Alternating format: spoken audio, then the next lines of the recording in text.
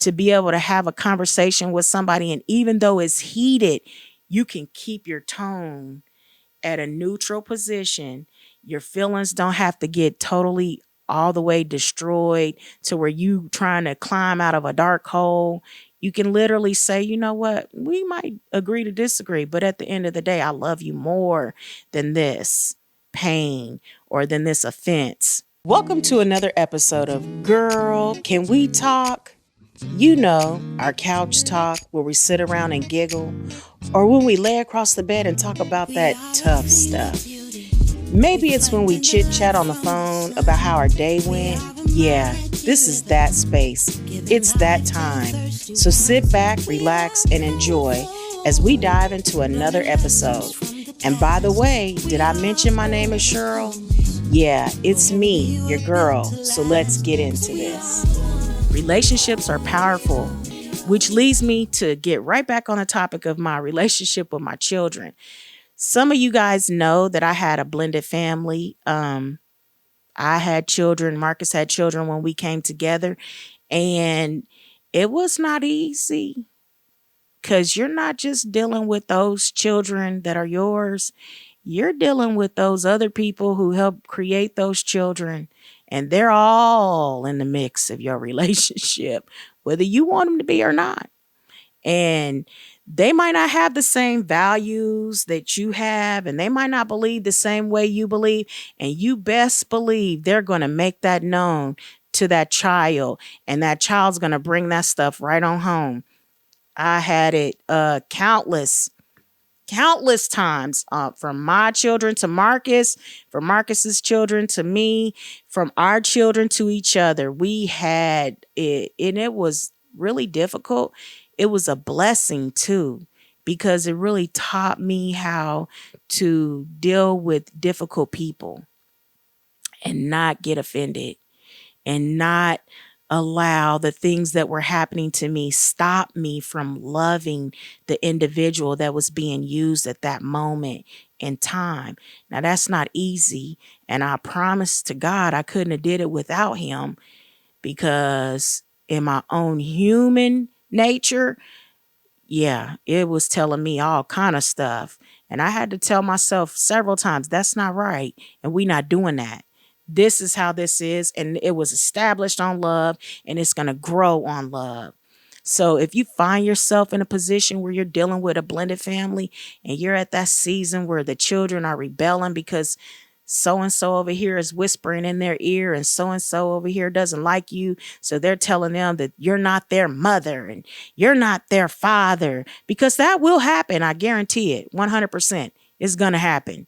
And when it does happen and they come back to you and they tell you those same things that they done heard these other individuals say, you got to put your big girl whatever pants on, big guy pants on, and you're going to have to love them through it, because they don't understand. They're children.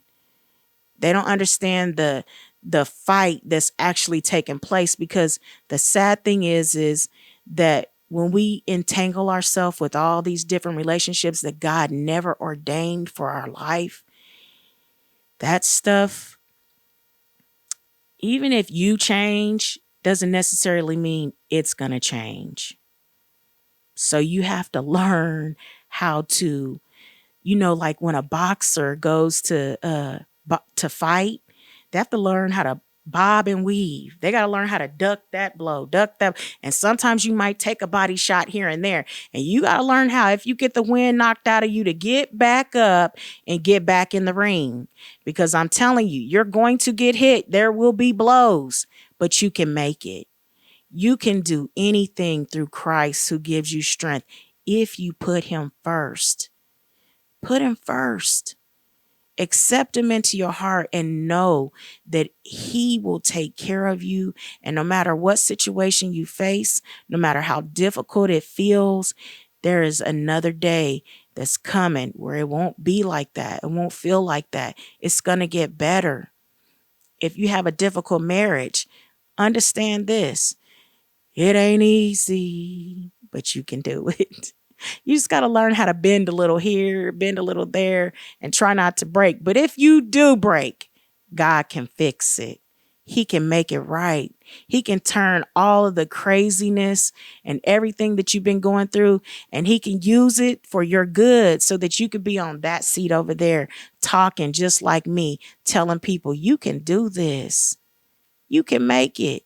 I remember my best friend when I used to take care of her. She told me one day, she said, wait, let me tell you the backstory. Her and her husband were fighting, right? And I'm right there in the midst of it. I didn't realize they were fighting because they were actually almost whispering back and forth to each other. And so because I took care of her, I had to take her to the bathroom and help her. So when we got in the bathroom and I shut the door, she busted out crying. And I'm sitting here, I'm looking at her, I'm going, what's wrong with you? Why are you crying? What's the matter? Oh, we just had a fight. And I busted out laughing because I was like, that was a fight? Y'all didn't yell at each other. As a matter of fact, y'all were almost whispering back and forth to one another. It never looked heated. He wasn't agitated. You weren't agitated. How was that a fight? That's insane. That's not a real fight. A real fight should look like this. And I began to tell her how me and Marcus used to go back and forth with each other, and it would become knockdown dragouts. I mean, it was something. And she looked me dead in my face. And she said something to me that I'll never forget. She said, Cheryl, you are used to crazy and you think that's normal. And you think normal is crazy. That's backwards. And for a moment, I almost got offended with her telling me that because I was like, how dare you? You didn't, I mean, you wasn't in there talking to him like that. How you going to talk to me? But when I got home and I thought about what she said to me, and I began to reason that over in my mind, and I had to think about it. If a real argument looks like that, then what I experienced was craziness. We should be able to communicate and not agree, and still a communication should happen in such a manner that nobody in the room is affected by the things that we're saying. Nobody in the room is traumatized because we don't agree. And she was right. To me, crazy was normal. And normal was crazy. And at that moment, I made a sound decision. I'm going to fix that. I'm not going to let crazy be my normal and my normal be crazy. No, we're going to fix that. I'm going to learn how to communicate with people in such a manner that even if I don't like what they're saying, it doesn't matter, because at the end of the day, I love you more than this situation. And so first thing I did is I went home, and most of my kids at that time were like around the ages between 14 and 17. I set them all down on the couch, and I said, listen, going forward, I give you permission to disagree with me on anything that I say. But here's the boundaries. We're going to talk about it.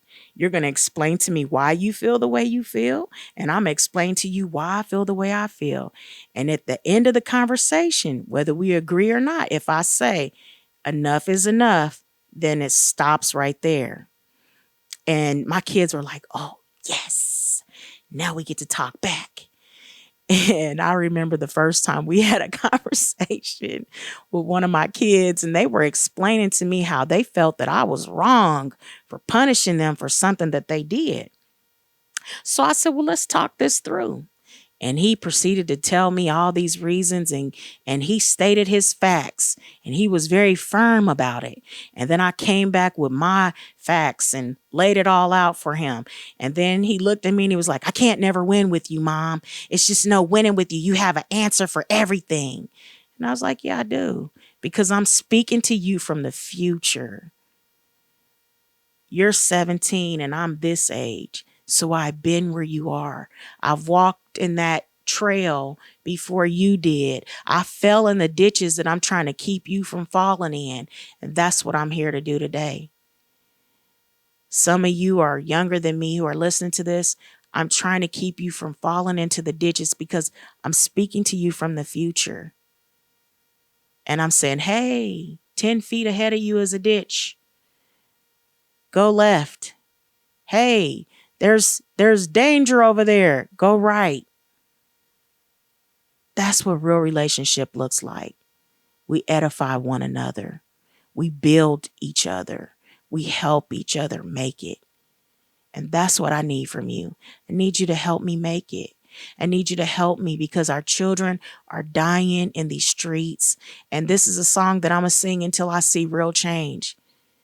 We have to be the change that we desire to see in this world. And the only way we can do it is if we come together and we build our foundation of our relationships on real love, not humanistic love, not man made wisdom, but on the love of God. And I need your help. I can't do this by myself. I'm extending my hand to you today and I'm saying, come on, girl. We can do this. We got this. All we have to do is come together, make it happen, build up our communities, help our children, turn them in the right direction, and stop letting everything else, all these outside influences, tell them the right way to go. It's leading them off the cliff. It's time to stop. And I need your help. So holla at your girl. Let me know what you're thinking. Tell me what you would like to talk about and we can talk about it. Heck, if you even want to be on my show, just email me, hit me up, and we can figure out a time and a date to make that happen. But until then, I love you. Goodbye. I'd like to take this time to thank everyone who has helped bring this about. First, Marcus Williams, Garvaz Creative, Charmel Cofield, and Justice West. My special guests, but mostly you, my listeners. So until next time, stay true, stay you, stay woman. This is our final episode for season 3. And we will be taking a 30-day break. While I'm on break, I will be working on season 4, and it's really, really, really exciting. I've already started mapping out all of the things that I would like to talk to you guys about and getting everything finalized. So I'm really, really, really excited about season 4. I hope that you'll join me. But in the meantime, go ahead and listen to some of the other podcasts that I've already released. I will be re-releasing them while I'm on my little break to record season 4. But thank you so much for all of the times that you hung out with me and just listened in and talked back with me and gave me all of your feedback. I really do appreciate you. So until next time, I love you. Bye.